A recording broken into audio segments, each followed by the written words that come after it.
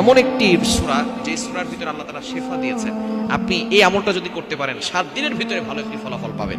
আমলটি হচ্ছে আপনি যখন রাতের বেলা ঘুমাবেন 3 বার দুরূদ শরীফ পড়বেন, এরপরে 3 বার ইস্তেগফার পড়বেন। দুরূদের ভিতরে সর্বশ্রেষ্ঠ দুরূদ হচ্ছে দুরূদ ইব্রাহিম, যেটা আমরা নামাজের ভিতরে পড়ি। আল্লাহুম্মা সাল্লি আলা মুহাম্মাদ ওয়া আলা আলি মুহাম্মাদ কামা সাল্লাইতা আলা ইব্রাহিম ওয়া আলা আলি ইব্রাহিম ইন্নাকা হামিদুম মাজিদ।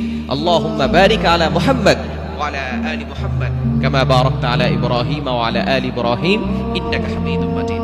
এই দুরূদ ইব্রাহিম হচ্ছে যেটা নামাজের ভিতরে পড়ি সর্বশ্রেষ্ঠ দুরূদ। এটা 3 বার পড়বেন, এরপরে 3 বার ইস্তিগফার পড়বেন। আস্তাগফিরুল্লাহ রাব্বি মিন কুল্লি যামবি ওয়া আতুবু ইলাইহি লা হাওলা ওয়ালা কুওয়াতা ইল্লা বিল্লাহিল আলিয়্যিল আযীম পড়ে এরপরে বুকে হাত দিয়ে আউযুবিল্লাহ বিসমিল্লাহ সহকারে আপনি সূরা ফাতিহা একবার পড়বেন, পড়ে শেষে আবার 3 বার দুরূদ শরীফ পড়বেন। এরপর আপনি আল্লাহর কাছে দোয়া করবেন। এভাবে যদি টানা 7 দিন আমল করতে পারেন, আল্লাহ পাক রব্বুল আলামিন আপনার মনের সকল